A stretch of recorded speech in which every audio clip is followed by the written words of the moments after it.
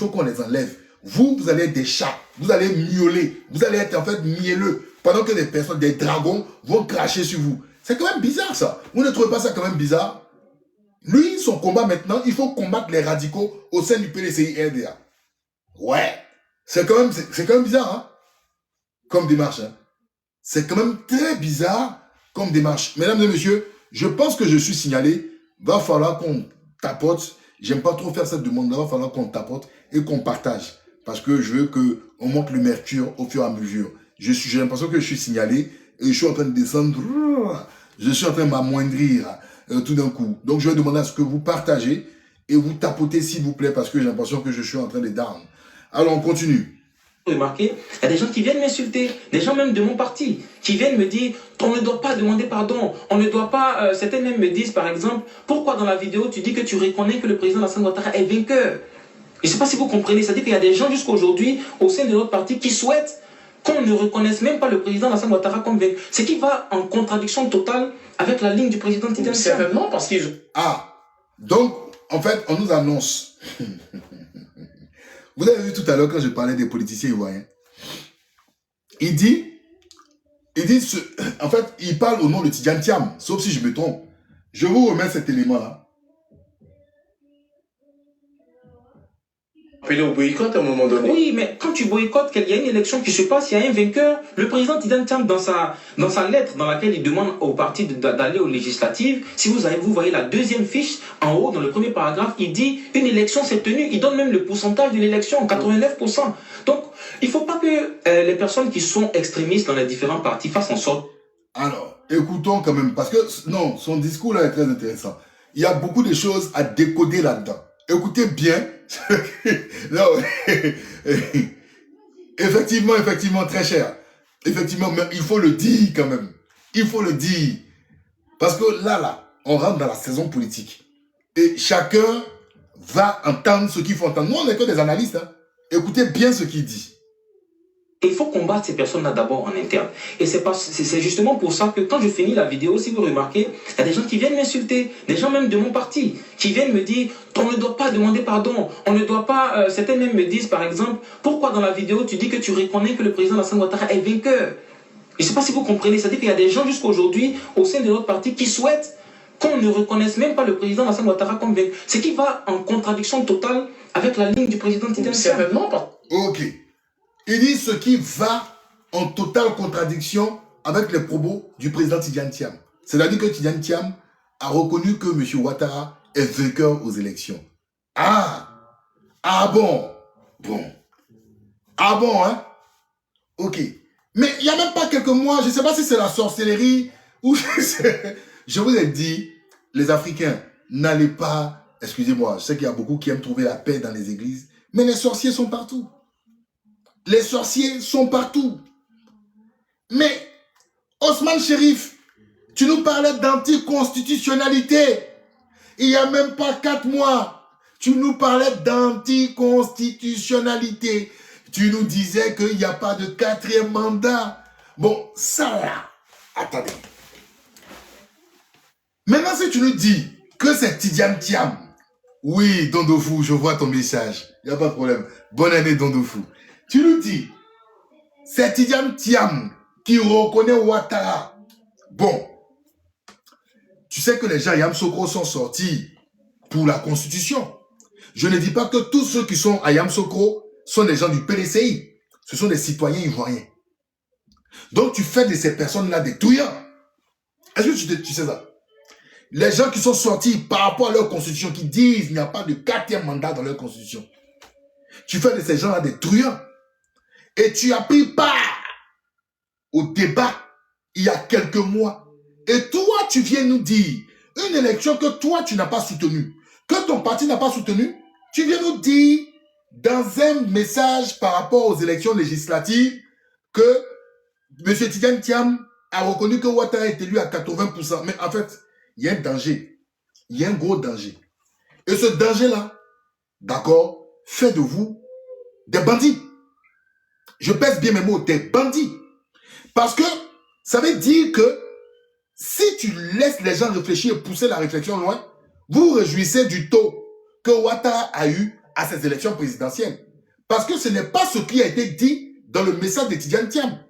Tidjane Thiam a prétesté que le fait que Ouattara ait 80%, vous devez obligatoirement aller aux législatives pour pouvoir participer de telle sorte à avoir la majorité parlementaire. Chose même que je ne valide pas. Mais toi, tu fais de la manipulation en prétestant que Tidjane Thiam a validé, donné la bénédiction de plus de 80% de Ouattara. Bon, vous-même là, dans une élection en Côte d'Ivoire, une élection présidentielle, vous-même qui êtes un parti démocratique, quelqu'un a plus de 80% dans une élection présidentielle, et vous, Parti démocratique de Côte d'Ivoire, PDCI, vous-même qui dites que vous êtes les chantres de la démocratie en Côte d'Ivoire, vous avez ramené le jeu politique, vous en félicitez, comme si vous êtes des acteurs.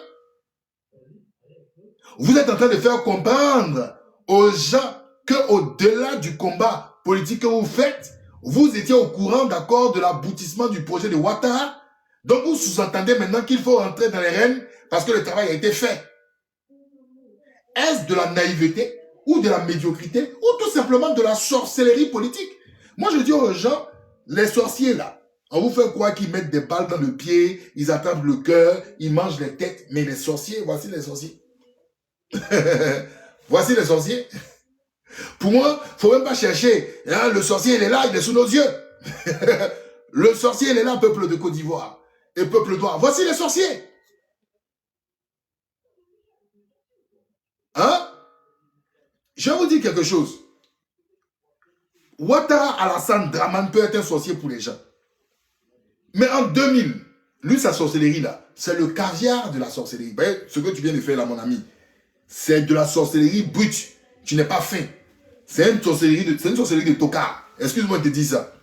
En 2000, le 28 octobre 2000, Alassane Ouattara fait une interview sur le Parisien. J'ai parlé de cette référence-là. Alassane Ouattara dit, il réclame de nouvelles élections. Laurent Gbagbo est élu à quel taux? Mais c'est un président de fait. You understand? C'est un président de fait. C'est-à-dire, je ne reconnais pas Gbagbo assis là. C'est un président de fait. Mais je demande qu'on reprenne les élections. Ça, c'est Alassane Ouattara. Mais toi là même là, toi tu ne fais même pas ce qu'Alassane Ouattara fait. C'est toi. J'ai pas envie d'être vulgaire. L'image que j'ai donnée là, c'est pas bon. Et j'ai trop de respect pour la femme.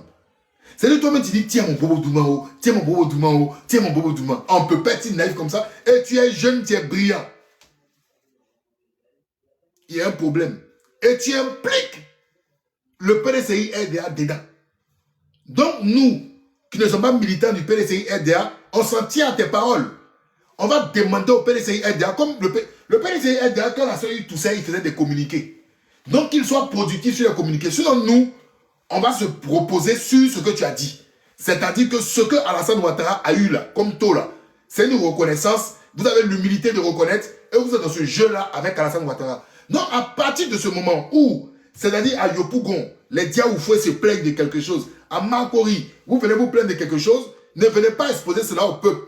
Vous vous enfermez à la maison du parti, vous discutez et puis vous envoyez un courrier à la rue Lepic, vous arrangez entre les petits enfants d'Oufo-Boigny et vous discutez entre vous. Ceux qui ont d'autres problèmes pour la Côte d'Ivoire, eux, ils vont s'arranger pour trouver d'autres solutions parce qu'on n'est pas dans vos micmacs.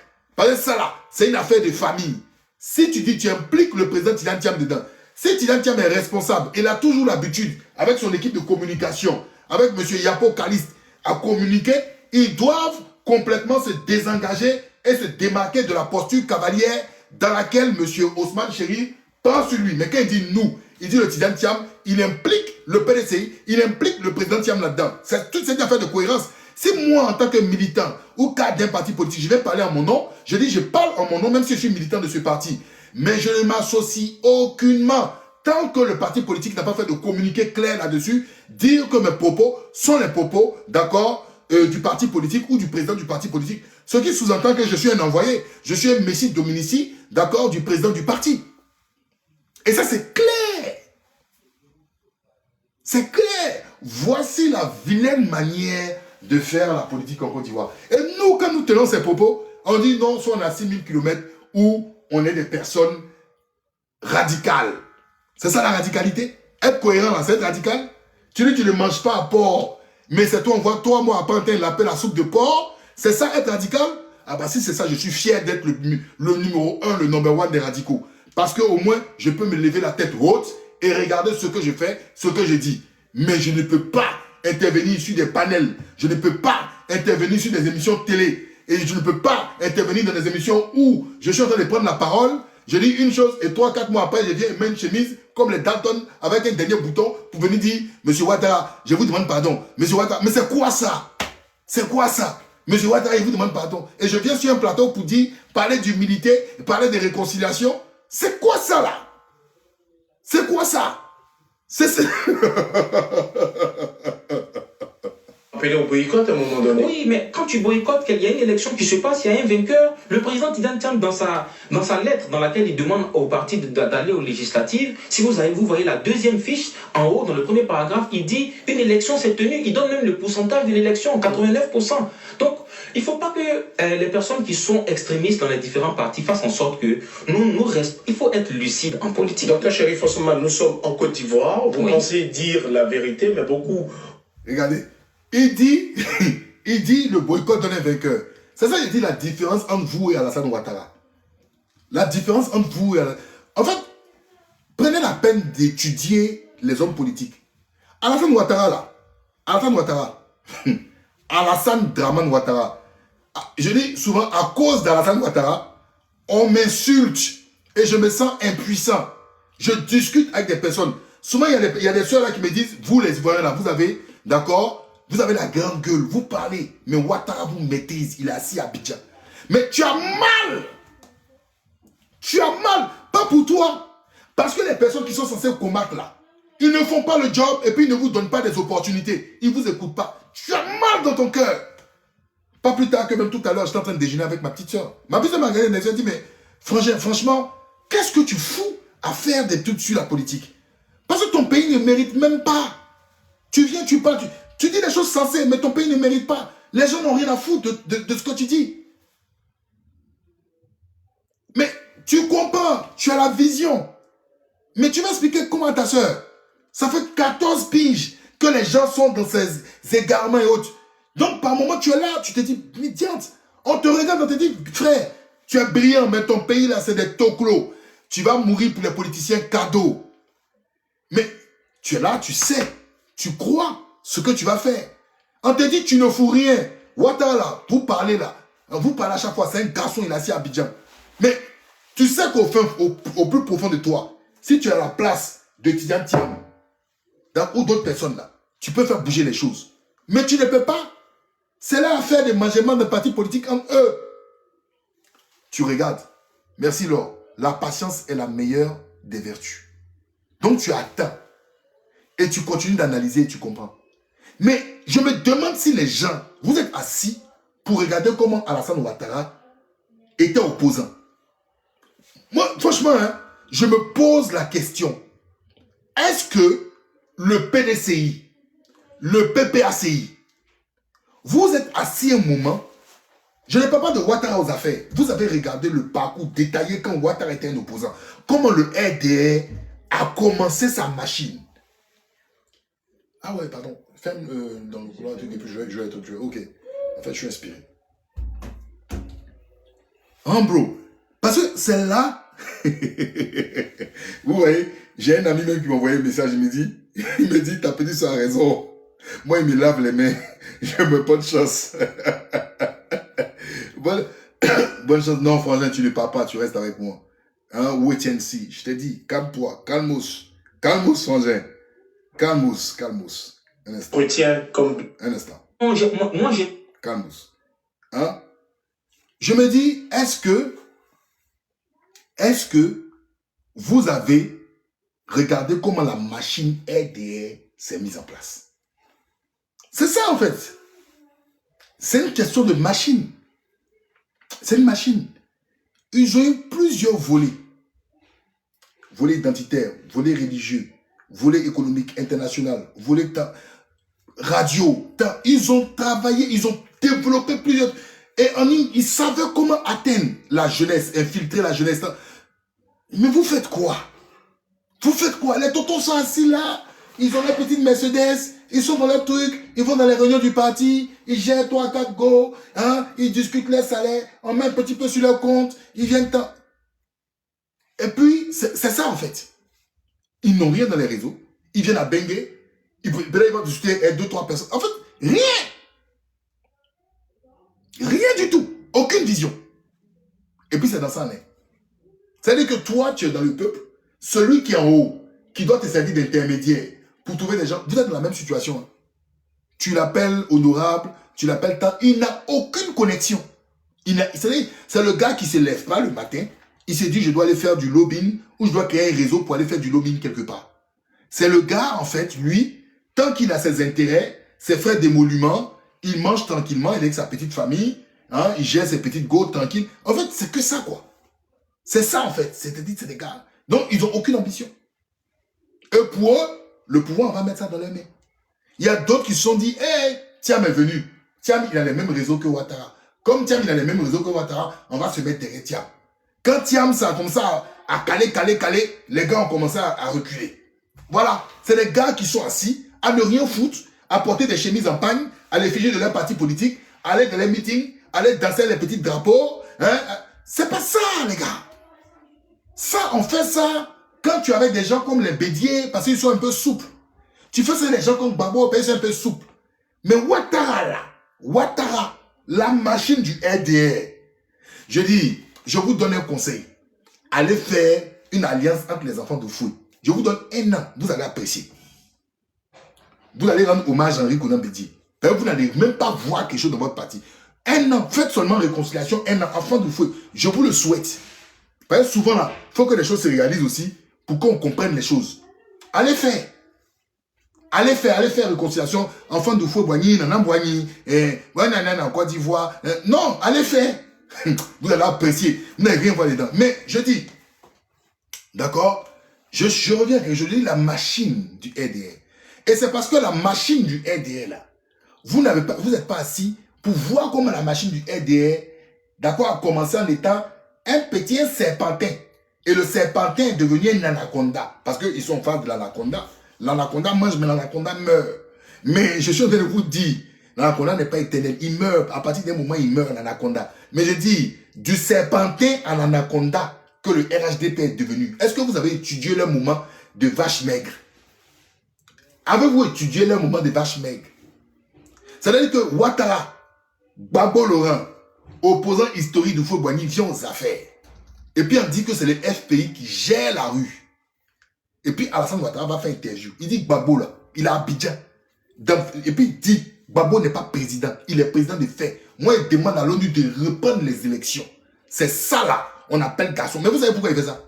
Il a sa femme qui s'appelle Dominique Nouvian-Ouattara. Dominique Nouvian-Ouattara là, hein? Elle discute avec des gens comme Yves Tréhard. Et puis Yves Tréhard là, il travaille dans un journal qui s'appelle Le Figaro. Et le propriétaire du Figaro là, hein, c'est la famille Dassault. Ce sont des juifs. Elle a ses entrées là-bas. En même temps, il discute avec Laurent Fabius, il est de la gauche. C'est-à-dire qu'elle va à rue de Solferino. Des gars comme les DSK là, elle échange avec eux. C'est-à-dire la classe là, la droite comme la gauche politique française, elle a ses entrées là-bas. Et puis Ouattara là, hein, il connaît en même temps quelqu'un qui est à l'ONU, Madame Rice, qui est là-bas, par le biais de Diané. Parce que Diané fait du lobbying pour le RDR au sein du Congrès américain. Est-ce que vous comprenez? Ils n'ont aucune information. Les Américains s'en foutent des États-Unis. Ils n'ont aucune information. Mais eux là, par leur réseau là, il faut dire là-bas que les enfants travaillent dans les champs de cacao. Côte d'Ivoire là, c'est les premiers producteurs, mais c'est des enfants qui souffrent. On esclavagise les enfants. Et puis les gars, ils mettent des arrêts. En ce moment là, vous êtes un gros saka. Vous mangez riz et sauce graine. Et puis vous dansez à loukou. Oh. Et puis les petits là, les vieux pères là, ils sont choco, les chapeaux sur le terre cigare. Et les petites filles. Et puis ils dansent les morceaux de Méoué.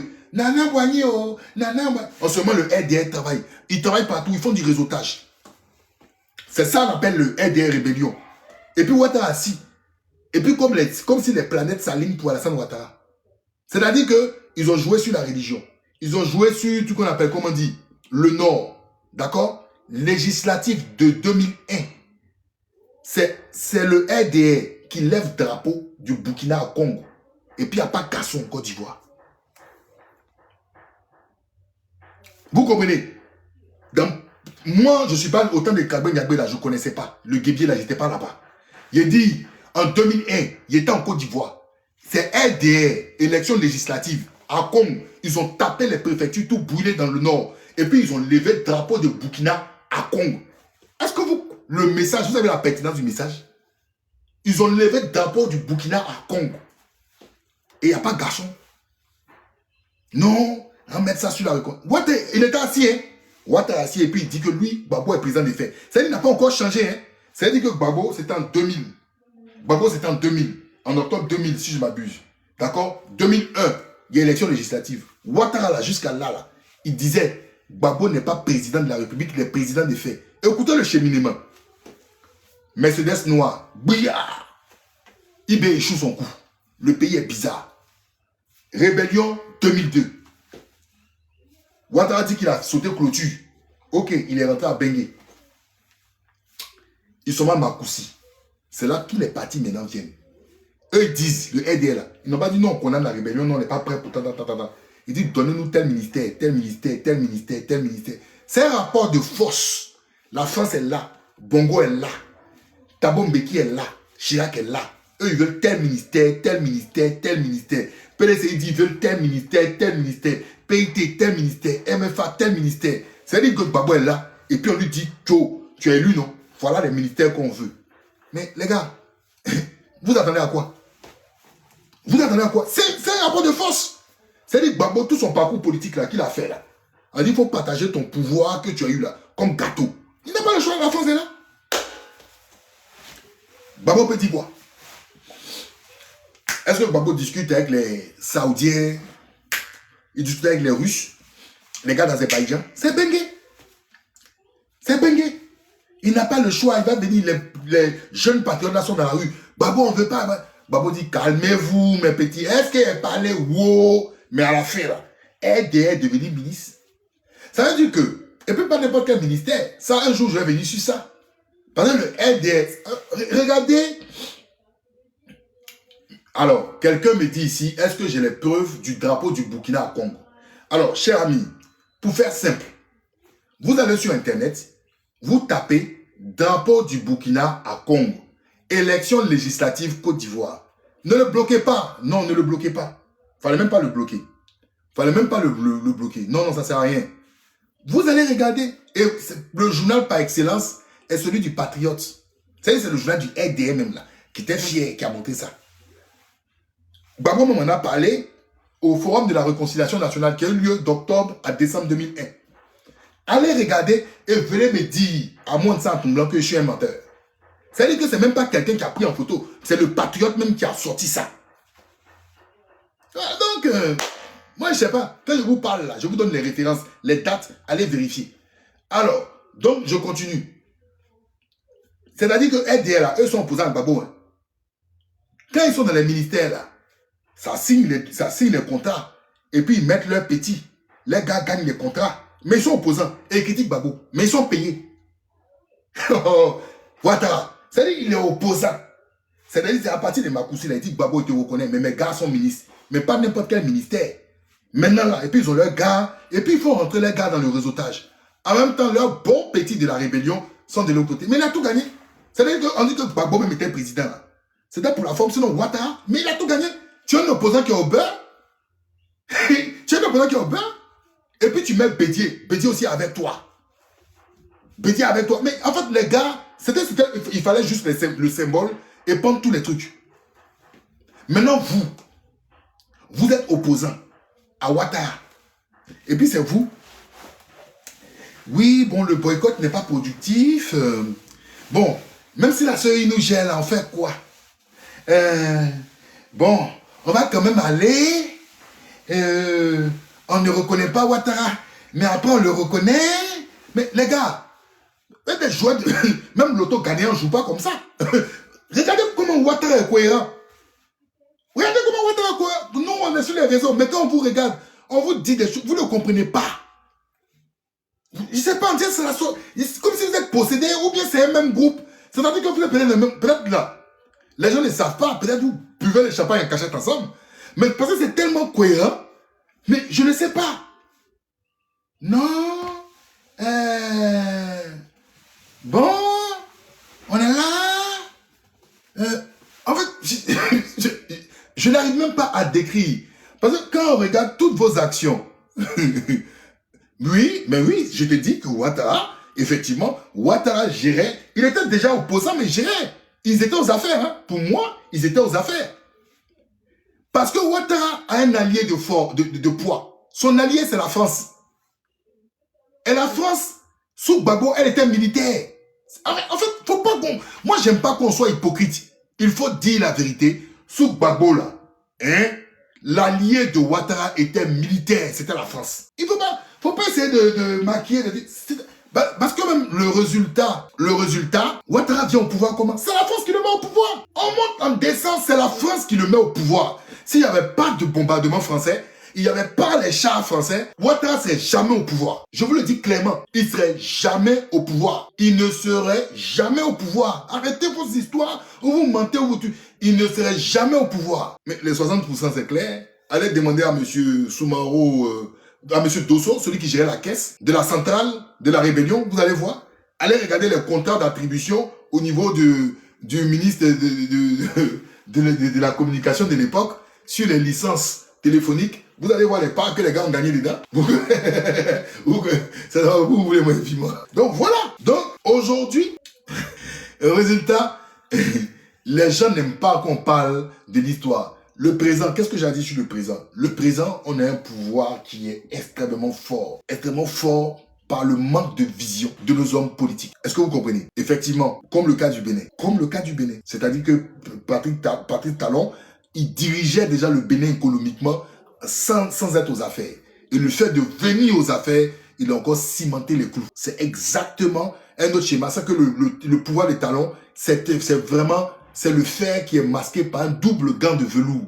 Ouattara, c'est la main de fer qui est dans un gant fin de velours. Mais c'est la main de fer. Le pouvoir de Ouattara, c'est la main de fer. C'est la main de fer. Et donc, aujourd'hui, on a une classe politique désabusée qui n'a pas de vision et qui est complètement en totale contradiction avec la réalité sur le terrain. Est-ce que vous comprenez? Avec la réalité sur le terrain. Maintenant, je vais me projeter. Tout part à partir d'un dynamisme politique qui aura lieu sous nos yeux. Je ne veux pas venir dire, me jouer les médiums, je n'en suis pas un. Je ne suis pas un médium, mais j'ai quand même, à mon petit niveau, j'ai la dextérité de lire et de savoir ce qu'il en est. Nous sommes dans un pouvoir qui a l'apparence jeune, mais ce pouvoir est vieux. 14 ans de gestion, Alassane Ouattara est fatigué. Et comme nous disent qu'il doit décéder ou pas, j'en ai rien à foutre. C'est même pas son décès.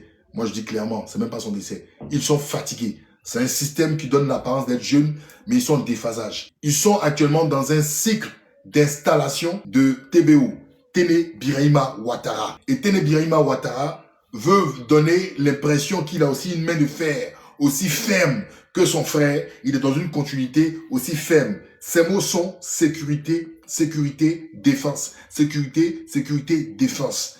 C'est véritablement ça qu'il veut laisser transparaître. Et puis aussi parler, bien évidemment, des enjeux géopolitiques en disant que la Côte d'Ivoire est reconnue et appréciée à l'international par le leadership d'Alassane Ouattara. Voici les deux éléments dans lesquels nous sommes. C'est un pouvoir qui est fatigué, qui est vieux. Qu'est-ce qu'il en est de la classe politique? Quelle est l'offre que la classe politique doit avoir? Moi, je le dis clairement. L'offre politique que la classe politique doit avoir, c'est de toujours être dans une posture d'opposition. Et quand on est opposé à quelqu'un, d'accord, on ne va pas rouler ou faire de la plaventrice devant la personne. Les actes que chaque jour il pose, il faut toujours les dénoncer. Qu'on soit ou pas dans les élections, il faut avoir toujours cela pour avoir la voix pour le peuple. Est-ce que vous comprenez? Ça ne fait pas de vous des gens qui n'êtes pas ivoiriens. Au contraire, ça fait du dynamisme dans le jeu politique. Regardez même le législatif qui ne nous intéressait pas. Qu'est-ce qu'on n'a pas vu? On a vu à Diabo une candidate prendre un véhicule militaire.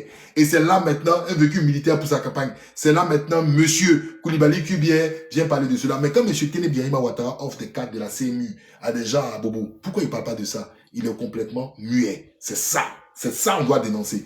Pourquoi quand des gens viennent donner de l'argent dans une campagne, pourquoi quand Mme Marietou Koné vient prendre des ambulances, d'accord, pour les présenter avec l'argent du contribuable, il n'en parle pas? Kubien, il y a des gens dont il ne peut pas parler. Il ne peut pas parler de Téné Birahima Ouattara. Il ne peut pas le critiquer, le mettre à sa place, parce qu'il connaît sa place, il sait très bien. Et c'est là qu'on doit voir les opposants parler pour la Côte d'Ivoire. Mais vous ne parlez pas. Et puis vous venez dire qu'il faut venir demander pardon à tonton, pardon à tata. Et puis qui va se mettre derrière vous? C'est ça votre politique là? C'est ça, la politique, c'est ça? La politique. Aucune dignité. Et puis ce que je suis en train de faire là, vous pouvez le faire. Hein. Tu pourrais rester où tu étais là. Et puis tu prenais ta caméra, tu t'assois. Toi au moins tu es cadre d'un parti et puis tu parles. Mais tu ne parles pas. Tu ne parles pas. Pourquoi tu parles pas? Tu vas assurer tes arrières. Pour qui? Pourquoi? Non, laissez même député intégrer là, c'est du spectacle, ça m'intéresse pas. Donc, pour revenir en termes de projection, qu'est-ce qui va venir? C'est ce qui est intéressant. Il y a ceux qui vont rester dans la Côte d'Ivoire, faire la politique pour la Côte d'Ivoire. Il y a ceux qui vont penser d'une autre Côte d'Ivoire. Voici le choc, les antagonismes qui vont venir. Il y a ceux qui vont rester en Côte d'Ivoire, faire de la politique pour la Côte d'Ivoire. Il y a ceux qui vont vouloir penser une autre Côte d'Ivoire. Et ceux qui vont penser une autre Côte d'Ivoire, n'ayez pas peur, n'ayez pas honte. Maintenez le cap dans votre rôle de voir une autre Côte d'Ivoire. Et cette autre Côte d'Ivoire-là, elle viendra. Cette autre Côte d'Ivoire viendra. Vous qui êtes opposé au 4e mandat, n'ayez pas honte d'être contre le 4e mandat. Ce n'est pas une malédiction. Ce qui semble logique, pour vous, devient une malédiction. Parce que tout le monde fait de la plaventrisme. Il faut penser Côte d'Ivoire. Il faut penser pays. Il faut penser aux Ivoiriens.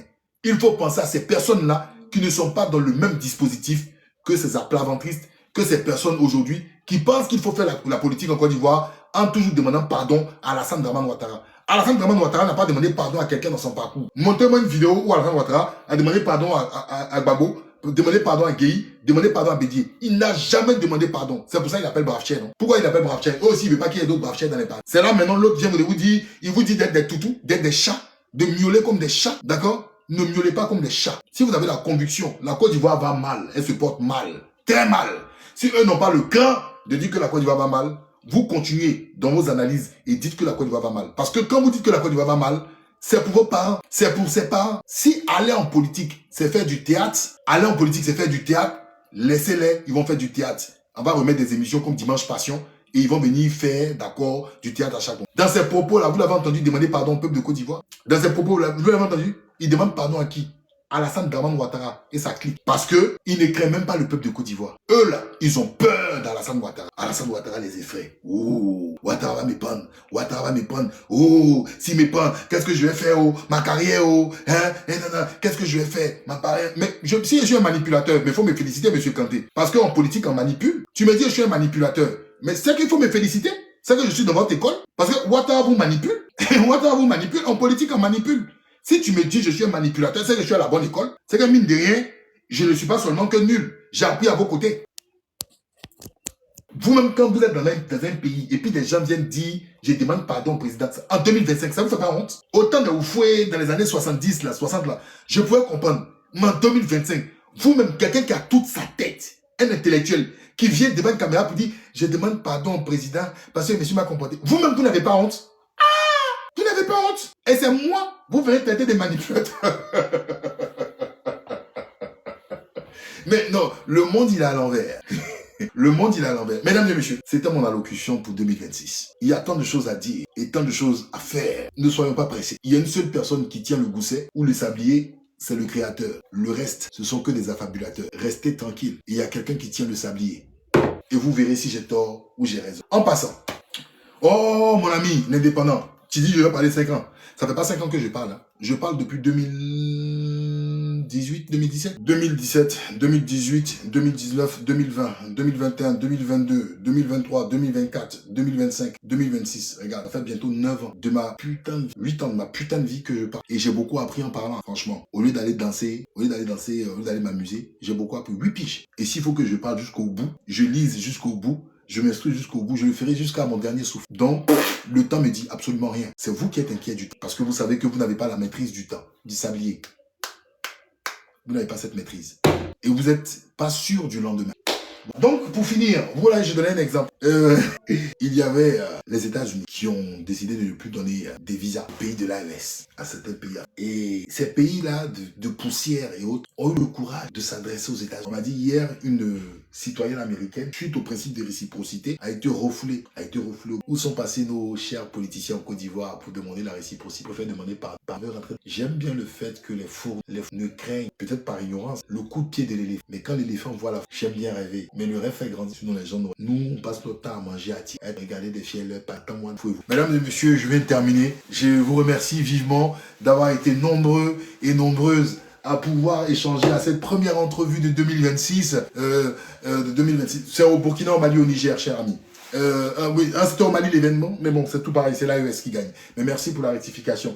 Et voilà, mesdames et messieurs, en tout cas, je suis très heureux, d'accord, d'avoir échangé avec vous sur 2026 pour vous dire que je n'ai pas du tout changé d'un seul iota. Au contraire, c'est là les choses sérieuses vont commencer. Les gens ont cru qu'on était endormis et autres. Non, on était tout simplement en train de mûrir en étant en hibernation, et puis on revient plus dosé, plus fort pour les analyses sur le continent. J'espère que vous avez apprécié ce moment. Alors, je vais permettre que peut-être 4-5 personnes puissent passer, d'accord? 4-5-6 personnes puissent passer avec des petits messages hein, de 3-4 minutes, d'accord? Ok, c'est rapidement, hein, d'accord? 3-4 personnes, 5-6 personnes, mais avec des petits moments de... Ok? Alors, je vois des demandes.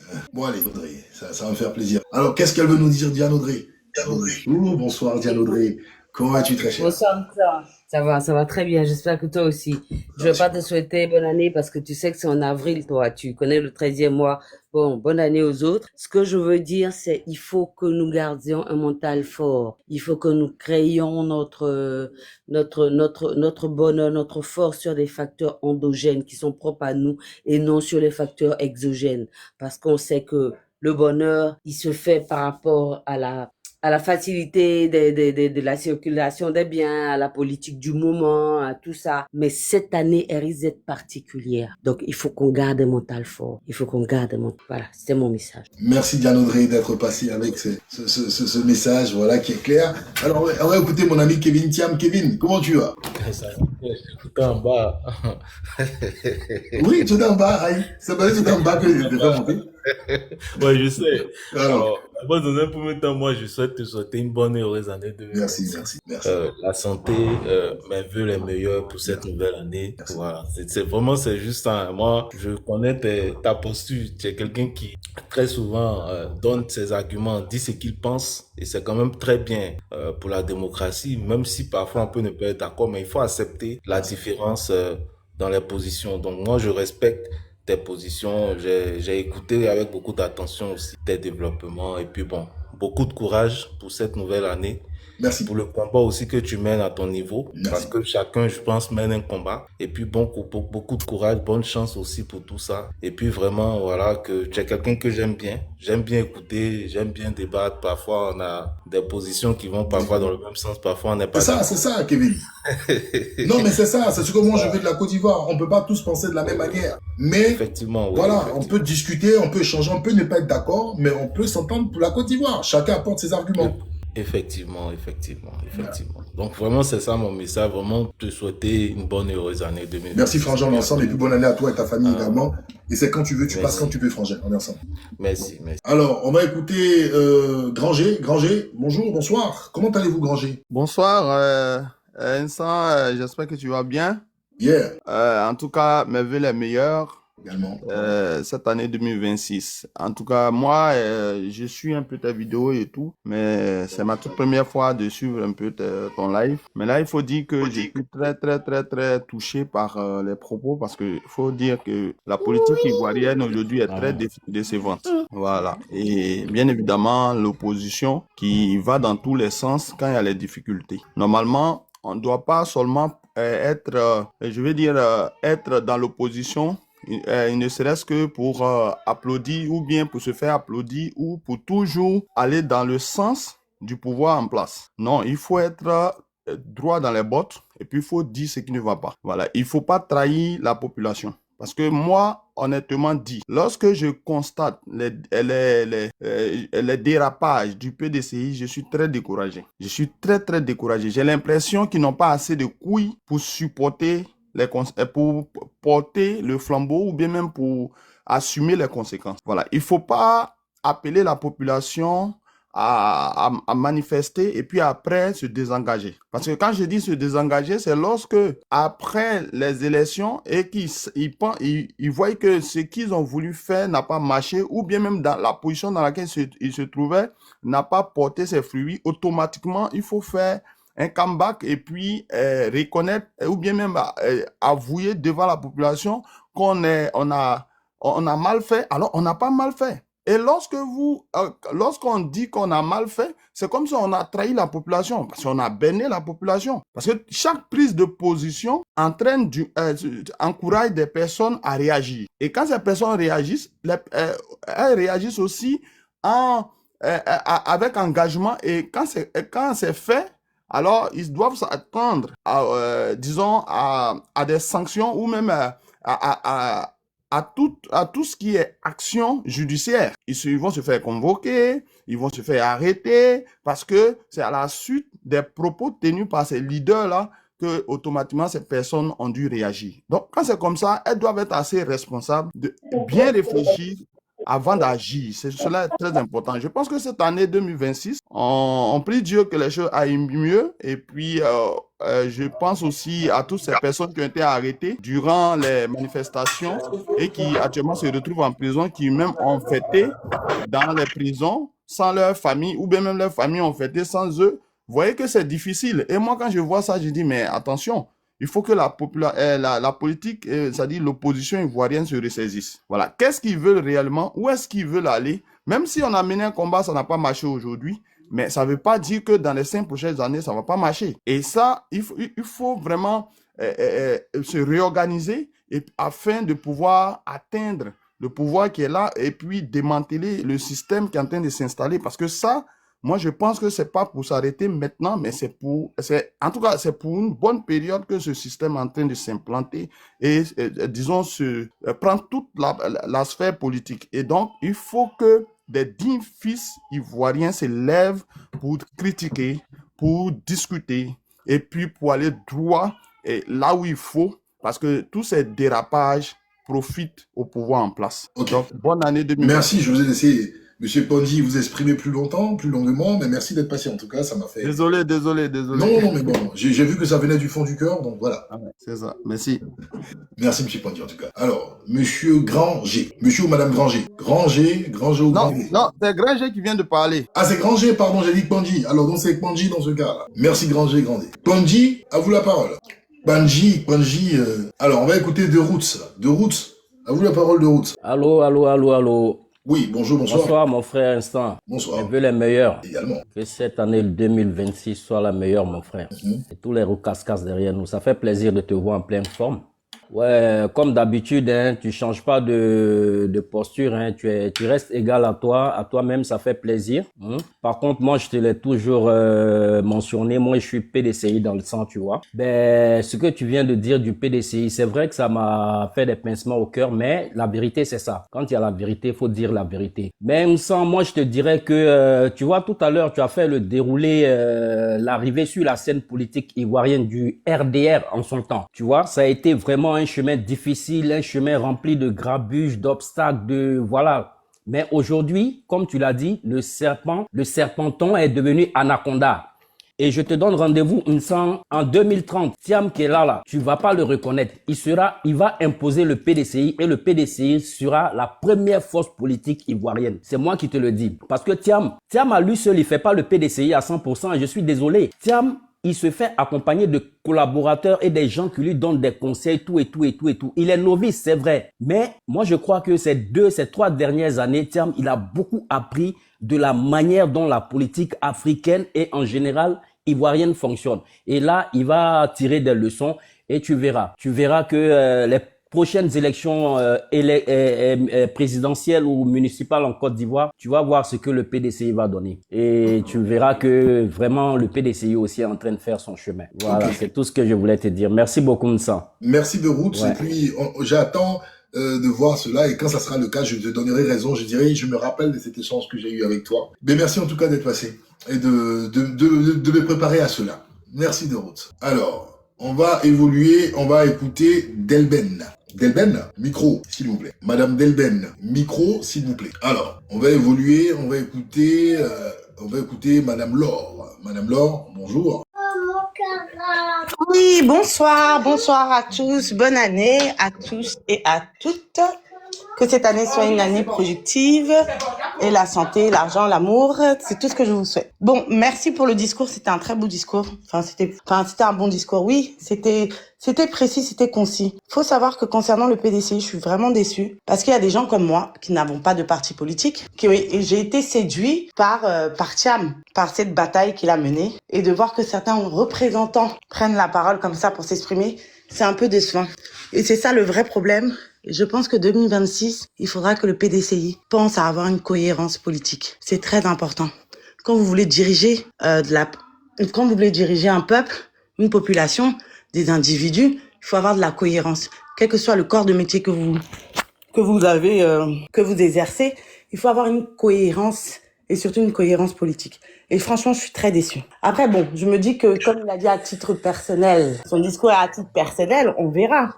Mais en tout cas, je pense que c'est très important de se dire qu'on est sur un 4e mandat anticonstitutionnel. C'est factuel. De toute façon, les législatives, on s'y attendait. C'est clair et net, on s'y attendait. Mais qu'est-ce qu'on fait? C'est quoi la prochaine étape? Qu'est-ce qu'on fait? On reste dans la cohérence. Abidjan ne fuit pas. Les gars, Abidjan ne fuit pas. Abidjan sera toujours Abidjan, ça fuit pas. Je veux dire, la Côte d'Ivoire on va pas prendre une bombe nucléaire là-bas. Bon. Donc, je veux dire qu'il faut rester dans la cohérence. Il y a beaucoup de gens qui ne sont pas d'accord avec ce qui se passe en Côte d'Ivoire, mais qui préfèrent se taire parce qu'ils ont leur intérêt, parce qu'ils veulent aller en vacances, parce que ils veulent pouvoir être libres de leurs faits et gestes. Mais si tout le monde fait comme nous, là, comme vous, mais on va pas avancer. Il faut dénoncer tout ce qui se passe. On a la chance d'être en 2026 et d'avoir les réseaux sociaux. Il se passe quelque chose, vous dénoncez. Il faut prendre la parole, n'ayez pas peur. C'est-à-dire que de toute façon, comme j'ai dit, je le répète, Abidjan ne fuit pas. Moi, je suis résignée, je peux partir à Abidjan jusqu'à un moment, jusqu'à ce que la situation change. Mais je sais que la situation va changer. Et il faut se réveiller. Un jour, tôt ou tard, la situation va changer. Il faut pas être défaitiste. Il faut pas se résigner, en fait. C'est très important d'avoir une cohérence.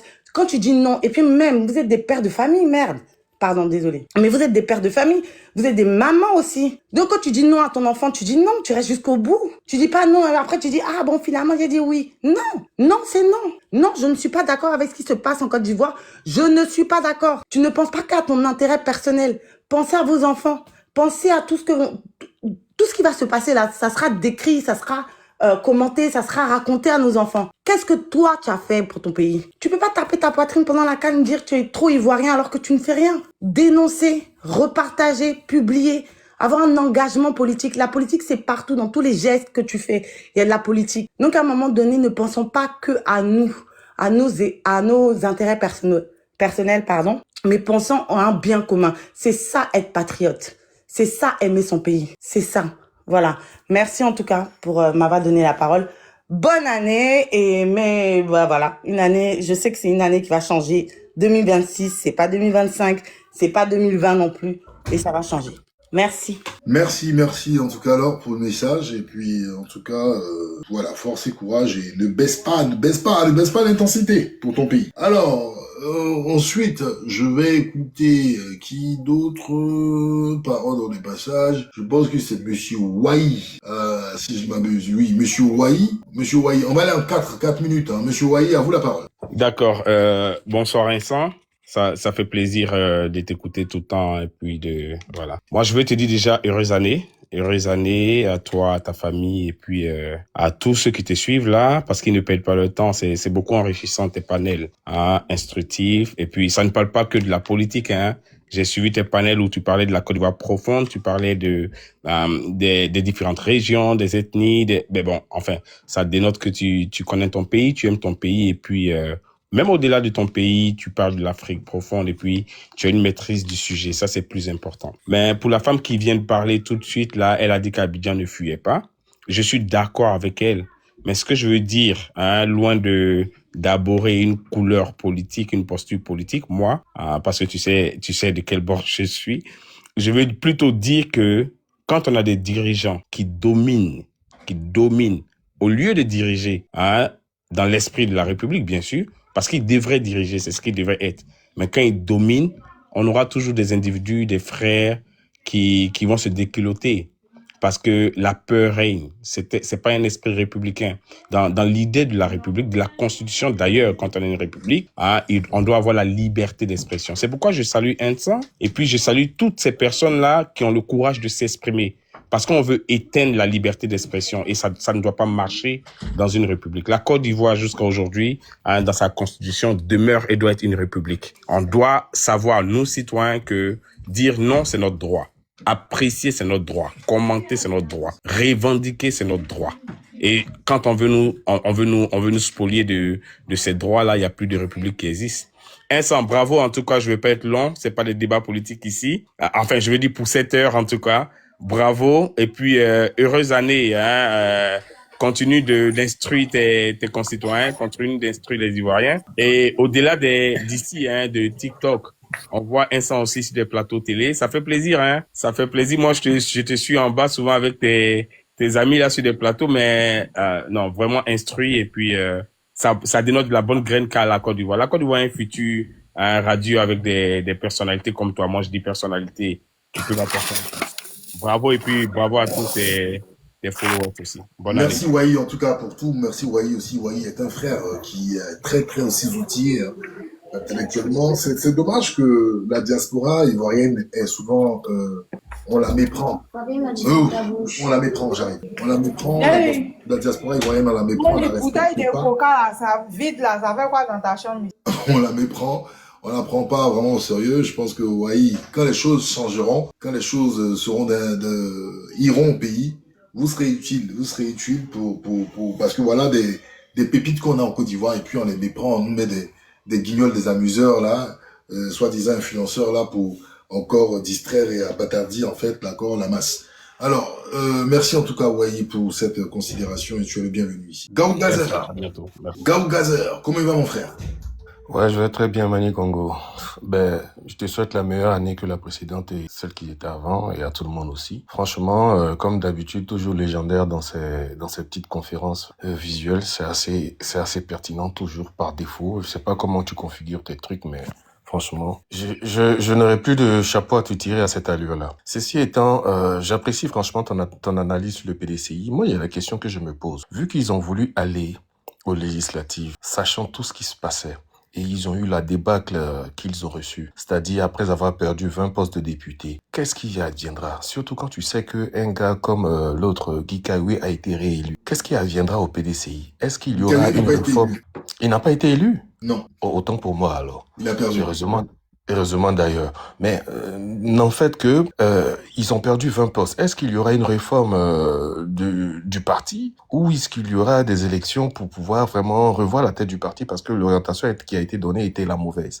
On a vu le PPACI dans leur début pour leur première législative, il y a eu une débat, ils ont réformé rapidement. Ils ont changé tout le monde. Bon, après, le PPACI, c'est pas le PDCI, c'est pas le même type de cohérence. Quand eux ont pensé aux législatives, pendant que d'autres étaient en train de penser aux morts et tout, et même faire des dons aux prisonniers, le PDCI n'a jamais, bon, à moins que je n'ai pas l'information, n'a pas encore daigné faire une délégation pour aller voir les prisonniers contre le 4e mandat pour les présidentielles.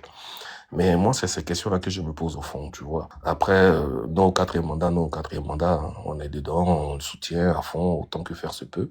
Mais franchement, le PDCI, moi, je constate que c'est pas un parti d'opposition en tant que tel. Parce que quand tu vois le parcours en tant que parti d'opposition du PDCI, ils se sont toujours accrochés aux partis qui étaient déjà opposants bien avant et ils n'ont jamais tiré leur épingle du jeu véritablement. C'est ça le problème. Il y a eu d'abord le RHDP. On sait qu'est-ce qui en a résulté. Aujourd'hui, le Front commun, on sait ce qui s'est passé. On attend pour voir la suite encore.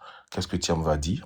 Et tu as bien fait de souligner ce fait-là. Que dira le PDCI suite à l'intervention de Ousmane Chérif qui, ma foi, si je ne me trompe, est président des jeunes du parti. Un truc de ce genre. Donc, soit il parle en tant que président des jeunes du PDCI, donc en tant que PDCI, ou il a parlé en tant que Ousmane Chérif. Voilà. Mais bon, Voilà, hein, c'est sa ligne de conduite, c'est un politicien, il fait sa politique, il sait ce qu'il veut, il sait ce qui lui manque, et puis ben voilà. Comme a dit son porte-parole, ce qui est derrière nous est passé, ce qui est passé est passé. Voilà, c'est un peu ça. C'était ma petite contribution. Et au prochain légendaire live encore. Merci Gao Gazer, toujours égal toi-même, et puis bon voilà. Mais on verra ce qu'il en arrivera, hein, parce que l'actualité, moi j'ai dit aux gens, l'actualité sera très très dense. Il y aura des très grosses surprises à venir, donc attendez. Ne soyons pas précipités, attendez. Alors, on va écouter rapidement, très rapidement, en 2-3 minutes, parce qu'il faut que j'aille à table. On va commencer par Pablo. Ok, bonsoir à tout le monde et bonne heureuse année à vous tous. Moi, bon, j'étais en train de scroller un peu sur TikTok, je suis tombé sur votre live. En tout cas, ça m'a réconforté tellement. Quand je vous écoute, je suis très content et puis bon, ça me donne la force. Mais après d'avoir écouté la vidéo de monsieur Ousmane Chérif, j'étais complètement abattu parce que ce monsieur, soit le PDC ou bien l'opposition doit porter plainte contre lui, ou soit on doit l'arrêter parce que avant les dimanches, j'ai regardé l'émission sur NCI. Lui aussi, il participait sur l'émission NCI. Quand il vient, il dit non au 4e mandat. Aujourd'hui, il sort pour reconnaître la victoire qui sort de ce 4e mandat, même s'il doit trancher. En tout cas, il a un poursuite de transfuge au RHDP. Mais ce qu'il a tenu comme propos là c'est très dangereux. Et les gens qui ont été gars à cause de ce 4e mandat, la population, d'autres ont perdu la vie à cause de ce 4e mandat. Et puis toi, tu sors pour reconnaître ce 4e mandat. C'est dangereux. C'est très, très dangereux. Et puis, la politique de Côte d'Ivoire, ceux qui ont l'argent, qui occupent des postes un peu plus haut, c'est eux qui sont faciles à acheter. Aujourd'hui, en Côte d'Ivoire, ceux qui ont l'argent, c'est très facile à acheter. Par contre, nous les démunis, nous qui n'avons rien, pour pouvoir nous acheter, c'est tout un tas de problèmes. Je vous assure. Vous avez un peu, c'est vous qui vendez la population. En tout cas, monsieur Insan, merci beaucoup pour votre direct. En tout cas, je ne sais pas, je vais m'abonner à votre page. Là, comme ça, quand vous ferez les directs, automatiquement, je serai informé. Et puis bon, je vais venir écouter. Donc, merci beaucoup. Merci à tout le monde et bonne heureuse année à tous. Merci. Merci Pablo. Alors, j'ai vu Aatier qui disait comme ça que quand je dis des choses à venir et tout, Aatier a dit je ne crois pas. Bon, j'aime pas les paris. Aatier, nous sommes le 2 janvier, vendredi 2 janvier. C'est écrit ici. Je peux agrandir 2 janvier. Dans 3 mois, je dis bien 3 mois, c'est-à-dire le 2 mars. Si d'ici le 2 mars, il n'y a rien, je vais m'excuser. En Côte d'Ivoire, le problème, quand on dit il y a quelque chose là, vous pensez automatiquement. Et c'est à quoi vous pensez? Ça n'a rien à voir. On parle de l'actualité politique en rebondissement. Parce qu'en Côte d'Ivoire, j'essaie en Côte d'Ivoire, vous attendez un truc, c'est pas ça. C'est pas de ça que je parle des rebondissements. Voilà. Alors, qui allons-nous écouter rapidement pour évoluer? Richemont, c'était Richemont. Et ensuite Aurélien. Ouais, c'est moi. Voilà, le fondateur et Jemima. Oui, mais t'es tombé effectivement, mais voilà. Allez-y Richemont, quelques minutes, allez-y. 3 minutes. Alors, merci bien et puis bonne année à toi. Yeah. Parce que je te suis beaucoup, ça me plaît. Il n'y a pas beaucoup de jeunes vraiment africains qui s'intéressent vraiment à l'évolution de la chose politique en Afrique. Et tes analyses sont tellement pertinentes que je me dis que bon, vraiment, il a dû faire ça toute sa vie depuis peut-être qu'il sait s'exprimer parce que c'est tellement cohérent tout ce que vous dites et j'apprécie. Maintenant, pour le PDCI, moi ça me surprend pas, hein. Le PDCI a combattu en 1946 et puis depuis l'indépendance jusqu'à aujourd'hui, bon, il y a pas grand-chose, c'est pas un parti de combattants, il y a aucune cohérence parce que déjà même ce qui s'est passé avec Dr Ousmane, les prémices avaient déjà commencé avec le député l'honorable Do Simon à l'Assemblée nationale. Je sentais les choses venir ainsi. Vous savez, la politique en Afrique va rester une pure niaiserie si elle se fait toujours contre les intérêts du peuple. La politique en Afrique va rester une pure niaiserie tant qu'elle ne se fera pas pour l'intérêt du peuple. Et c'est ce que nous vivons. Le peuple n'a pas d'importance particulière pour nos leaders politiques. Mais aussi, il faut dire aussi que nous, nos peuples en Afrique ici, surtout en Côte d'Ivoire, les choses ont changé, hein. Les choses ont changé. La jeunesse de 18 ans, à l'époque, quand on avait 18 ans, on était très intéressé à la chose politique, hein. Aujourd'hui, les gens de 18 ans, ça ne fait que quoi? Comment ils appellent ça? Biama et autres. Donc, les choses ont changé. Ces choses ont beaucoup changé. Donc, le peuple aussi, nous, les Ivoiriens, on est très, je ne sais pas comment je peux m'exprimer, on est très peureux. Voilà, c'est le vrai terme. On a très peur, on est beaucoup craintif de nos vies, de nos intérêts égoïstes, de nos intérêts personnels. Et ça fait que, bon, celui qui est le plus fort, il peut s'imposer pendant au moins 20 ans, 30 ans, 40 ans, et puis bon, ça n'ira pas, puisqu'on va croire à une armée du salut ou bien un messie qui viendra d'ailleurs pour sauver le peuple. C'est pas comme ça qu'on se bat. Parce que l'esclavage, je le répète, l'esclavage était légal. Les gens se sont levés, se sont battus, ils ont cru à leurs convictions. La traite négrière était légale, les gens se sont battus, ils ont cru à leurs convictions et ça s'est arrêté. Donc, ça nous aussi, au-delà même de nos leaders qui généralement ont leurs ambitions personnelles un peu bancales, le peuple aussi doit pouvoir prendre ses responsabilités, le peuple doit essayer d'être mature au regard de ce que nous vivons. Parce que nos leaders font ce qu'ils font, mais nous aussi, quand on appelle les gens à vraiment prendre les responsabilités, à avoir un sursaut d'orgueil, ils sont tous chez eux, ils font des prières. Je suis désolé pour les croyants, hein. Ils font des prières croyant qu'il y a une armée du salut qui viendra quelque part de nulle part pour vous aider. Vraiment, je préfère m'arrêter là. Et vraiment, je te félicite. Continue comme ça. Et je pense qu'il y aura d'autres Nsang, j'espère. Il y aura d'autres Nsang comme toi qui va permettre à vraiment éveiller les consciences et puis donner assez de force à cette jeunesse pour prendre ses responsabilités quand il a encore temps. Parce que si vous comptez sur ces leaders-là, c'est même pas la peine. Parce que, voilà. Merci en tout cas. Merci beaucoup. Merci en tout cas. Tu as dit quelque chose de très important, Richemont, avant que tu les descendes. En fait, les partis politiques sont les partis politiques. Mais les citoyens aussi doivent prendre leur part. Parce que j'ai l'impression qu'on met tout sur les partis politiques. Et tant que les partis politiques seront notre ultime espoir, je pense que les partis politiques, pour l'instant, il n'y a pas de synergie. Les partis politiques, pour moi, ce sont des associations, mais en Côte d'Ivoire, on a toujours eu la culture de toujours baser tout sur les partis. Bien sûr. Regarde, moi, par exemple, j'ai fait une bonne partie de ma vie à l'extérieur de la Côte. Ce que je reproche aux Ivoiriens de l'extérieur, on n'a pas de voix. C'est-à-dire même quand on a de bonnes propositions, ceux qui sont sur place au pays et dans le pays se foutent de notre gueule. Souvent, quand on vient en Côte d'Ivoire, on donne des idées même qui sont bonnes pour nous-mêmes et ceux qui sont à l'intérieur. On nous regarde de haut, on nous dit, vous croyez que quoi? Vous venez et tout, vous venez dire des choses. En fait, on n'a pas, le citoyen ivoirien n'a pas de pouvoir par rapport aux partis politiques. Je trouve que, surtout pendant les périodes électorales, d'accord, mais voilà, je vais m'occuper je vais te dire ce qu'il en est. Alors, les périodes électorales, les partis politiques règnent en maître. Pendant les 4 ans, qu'est-ce que les citoyens ivoiriens font vraiment? On n'a pas la culture des contre-pouvoirs. La société civile est très banalisée en Côte d'Ivoire. Ce sont des caisses, malheureusement, des caisses à résonance des partis politiques. On n'a pas véritablement des gens qui... C'est pour ça qu'Assalé Timoko a régné en maître pendant plusieurs années. Parce que ce qu'Assalé Timoko fait, pour moi, ce sont les choses les plus élémentaires. En Côte d'Ivoire, on n'a pas cela. Il ne faut pas que les partis politiques soient comme des associations qui sont au-dessus de tout le monde. Les partis politiques, normalement, devaient être en synergie avec le peuple. Le citoyen, quand il s'exprime en Côte d'Ivoire, on le prend de haut, on dit, mais celui-là, il sait tout, c'est lui qui sait tout, c'est lui qui est impoli, c'est lui qui est comme ci, c'est lui qui est comme ça. Et malheureusement, il faut donner plus de voix, d'accord, au-delà des partis politiques, aux personnes de la société civile, aux acteurs de la société civile, ou même aux citoyens. Les citoyens, malheureusement, les citoyens sont les gens qui vont s'enrôler, s'encarter dans les partis politiques et deviennent des communicants à part entière des partis politiques. On a vu certaines personnes, même on a vu une génération de jeunes qui ont commencé à s'exprimer. Malheureusement, c'est peut-être une bonne chose, hein. Tout le monde a le droit de rentrer dans un parti politique.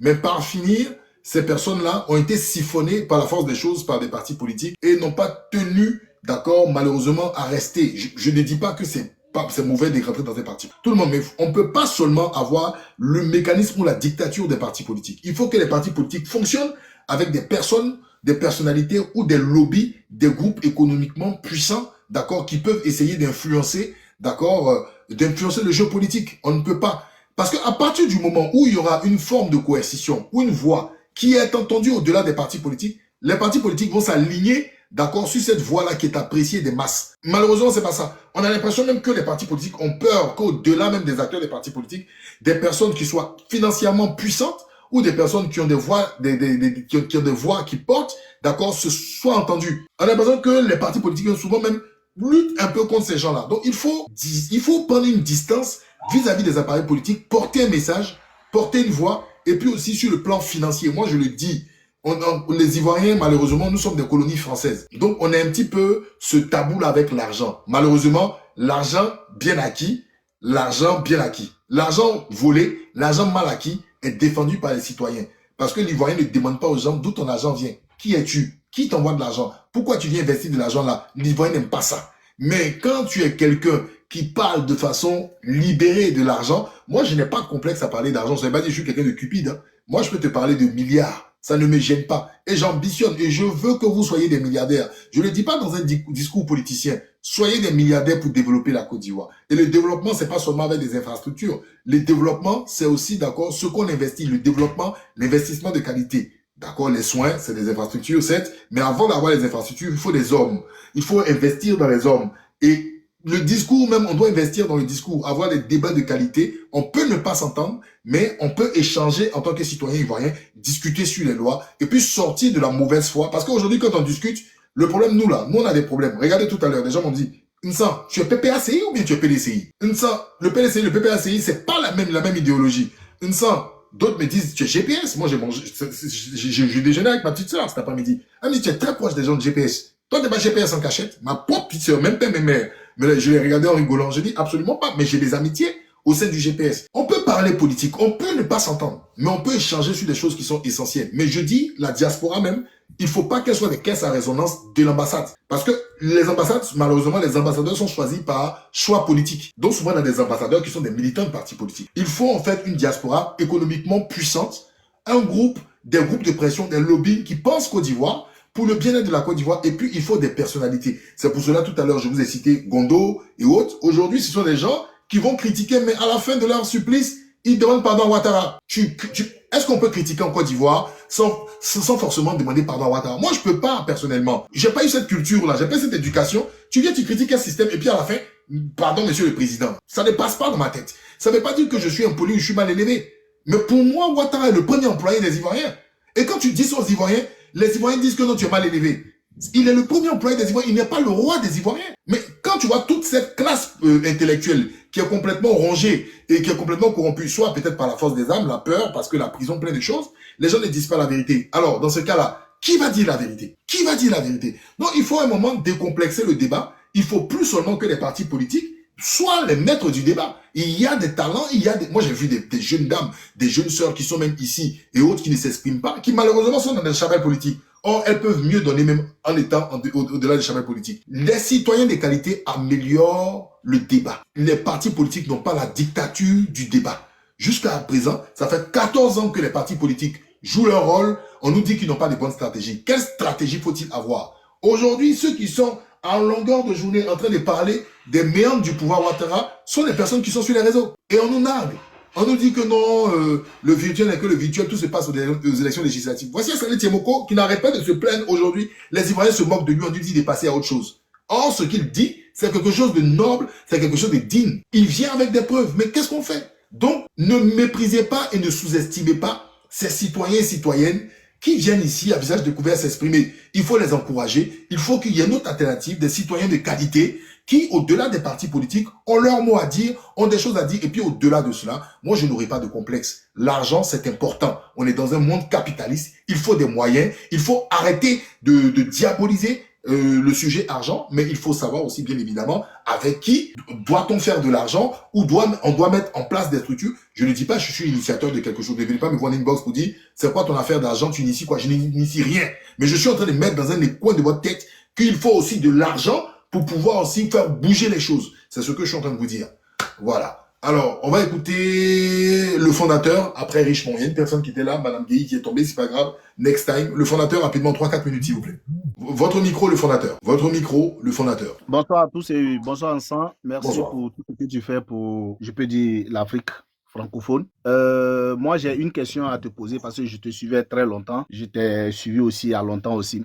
Vincent, la venue du pouvoir de Laurent Gbagbo, de monsieur Laurent Gbagbo en 2000 jusqu'en 2010, Alassane a pris jusqu'en 2020. On sait bien par tes analyses et par tout ce que nous savons, nous tous, on sait bien que c'est la France qui a envoyé Alassane, qui a positionné Alassane. Qui dit la France, dit les États-Unis. Maintenant, jusqu'en 2020, ce qui s'est passé, de 2020 jusqu'en 2025 ici, ce qui s'est passé, Gbagbo est rentré. Tout dernièrement, ça fait que je ne suis plus de la politique. Je ne suis plus de ce qu'on appelle la politique. Maintenant, la question que je voulais te poser, avec la dernière lettre de Gbagbo à la CPI, avec ce qui se passe, est-ce que la démocratie réelle, la démocratie n'atteint pas ses limites en Afrique francophone. Quand je dis la démocratie, je peux encore peut-être ajouter la démocratie, les politiciens, les droits de l'homme. Ça veut dire que la démocratie en général n'atteint pas ses limites en Afrique francophone. C'est ma question. Ouais, ta question elle est belle. Il faut savoir que la démocratie, il n'y a pas de modèle démocratique que tout le monde peut reproduire. Chaque pays a sa spécificité. Normalement, chaque pays a le droit de choisir son système. D'accord? C'est parce que chez nous, maintenant, on est devenu tous nous dire démocratie, démocratie, démocratie, démocratie, démocratie, démocratie. On est tous dans le truc. Sinon, le Maroc, les Marocains ont leurs soucis là-bas. Je pense pas que les Marocains ont une démocratie comme on nous l'apprend avec les Occidentaux. Je pense qu'en fait, à partir du moment où on se dote d'institutions, il faut faire l'effort, d'accord, de pouvoir respecter le fonctionnement de ces institutions. Voilà, il faut faire cet effort-là.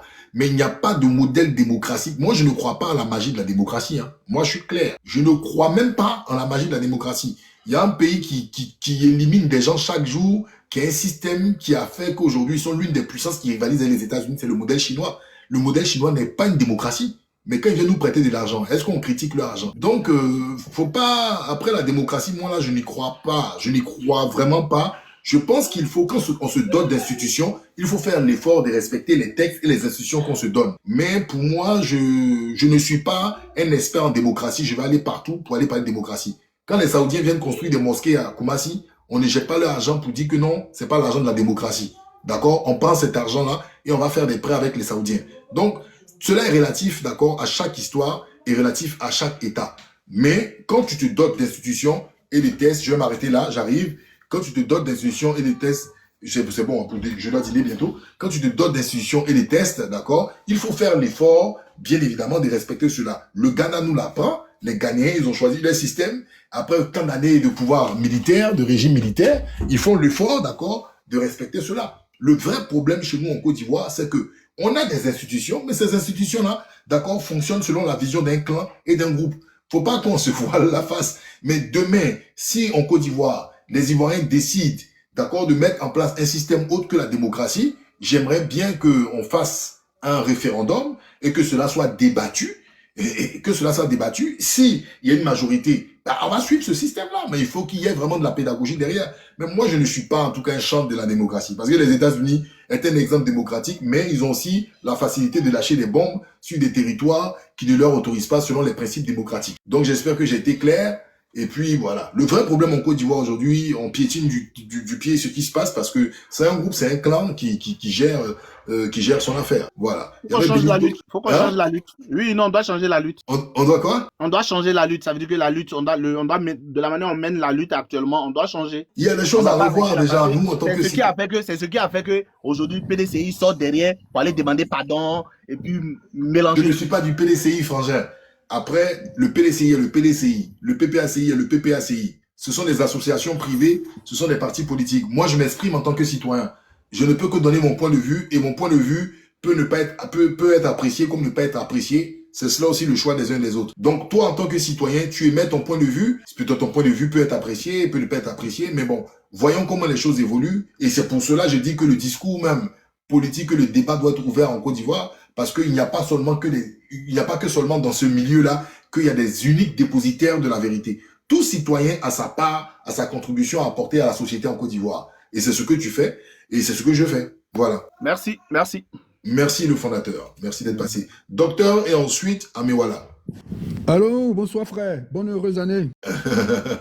Merci.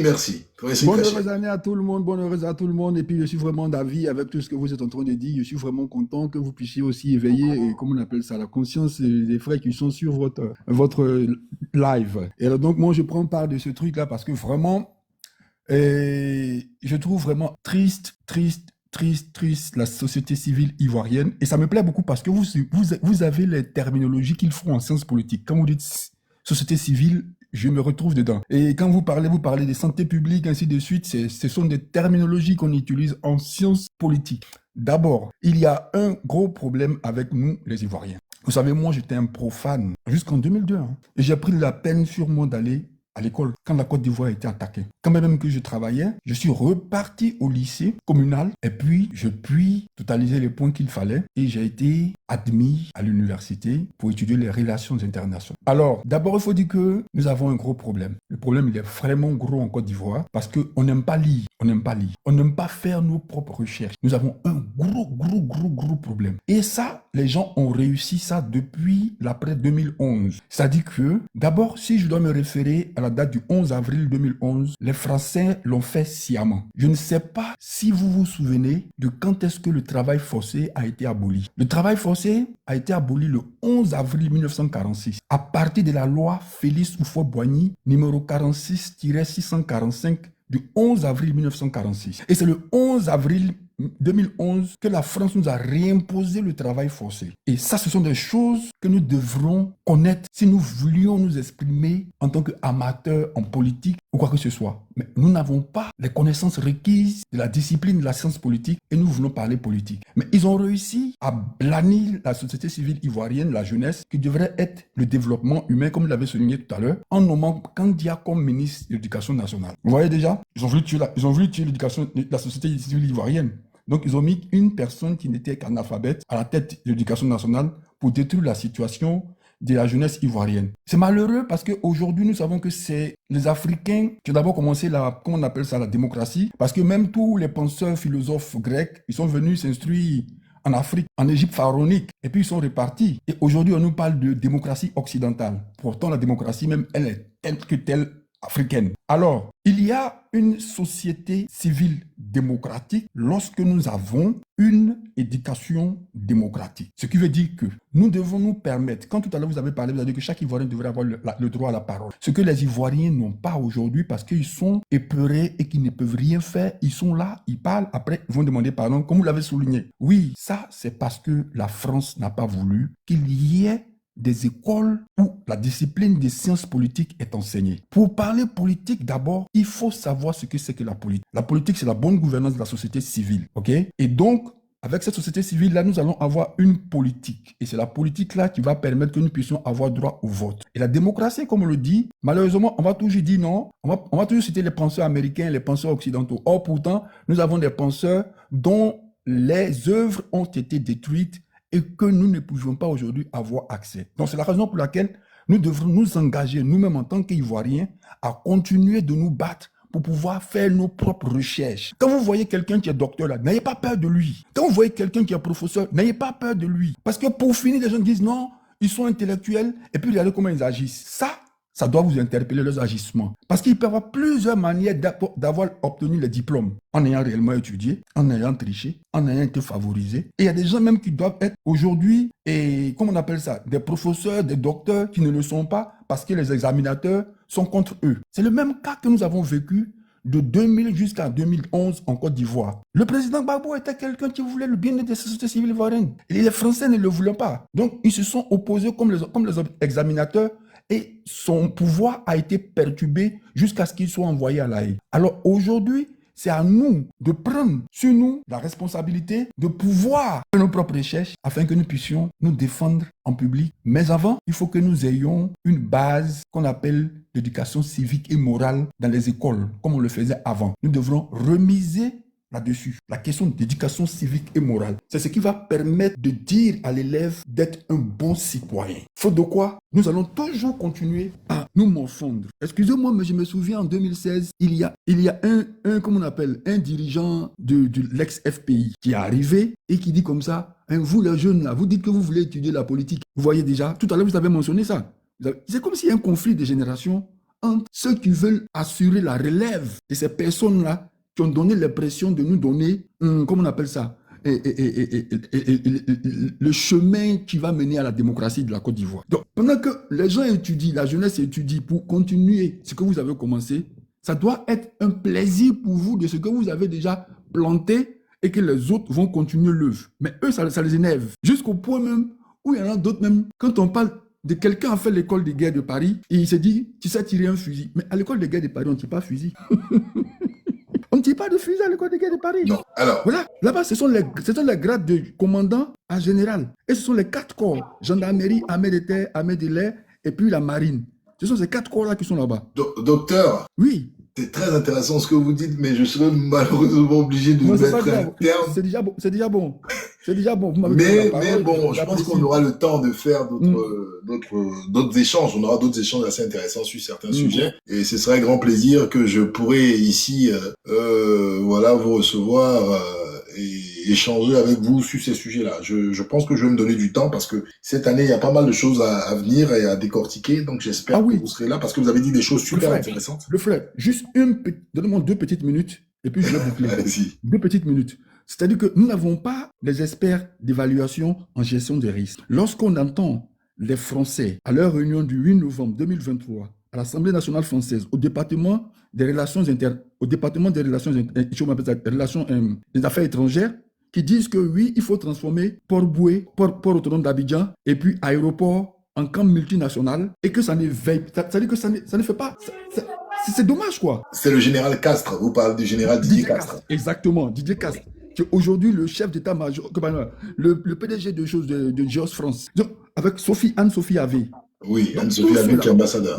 Voilà, exactement, qui s'occupe seulement que de la médiatisation, c'est-à-dire que diaboliser les médias, les réseaux sociaux. Donc, les Ivoiriens ne font pas l'effort de vouloir avoir l'œil sur toutes ces choses-là et porter une analyse pour qu'on arrive à, comment on appelle ça, à des solutions bien adéquates pour que nous évitions de tomber dans le pire au fur et à mesure qu'on avance. Bon, je m'arrête là, on aura l'occasion de bien discuter. Je sais bien que vous avez beaucoup de connaissances, vous avez beaucoup d'informations. Je suis vraiment content que vous êtes une personne qui voulait vraiment apporter votre grain à la société civile ivoirienne afin qu'il soit toujours dans le truc. Mais il y a eu une réunion le 31 mai 1960 à Strasbourg. C'est ce qui se joue aujourd'hui en Afrique. Merci pour les références et les dates qui permettront à chacun d'aller les vérifier et avoir son point de vue. Mais grand merci en tout cas, docteur, d'être passé, partager ce moment-là avec nous. Je dis merci. C'est à vous le grand merci. Une prochaine, ce serait un grand plaisir. On aura aisément du temps pour pouvoir échanger. Si. Merci, docteur. On se verra. Allez, porte-toi bien et puis vraiment gentil. Merci, je suis vraiment reconnaissant. Merci. Merci bien. Mon ami Amiwala Zoku, qui avait disparu un temps soit peu, qui est avec nous. Alors, qu'est-ce qu'il veut nous dire? Bonsoir. En quelques minutes, notre cher Amiwala Zoku. Bon café n'a pas oreille, donc j'ai la pression, je vais faire rapidement, t'inquiète. Bon, d'abord, premier point, dit que je demande pardon. Comme ce que Sabari dit là, on va le faire en même temps, je demande pardon. Parce que j'ai cru un moment que les élections pouvaient nous libérer. Ça, voilà, je demande pardon. Voici mes mains. J'ai milité pour que les Ivoiriens puissent voter pour les présidentielles, tout. Mais ce qu'on voit pour les législatives là, franchement, les élections ne servent à rien en Côte d'Ivoire. Ça ne sert vraiment à rien. Ça, vraiment, je demande pardon. Pardon, Yaki. Deuxième chose aussi, c'est qu'il ne faut pas forcément,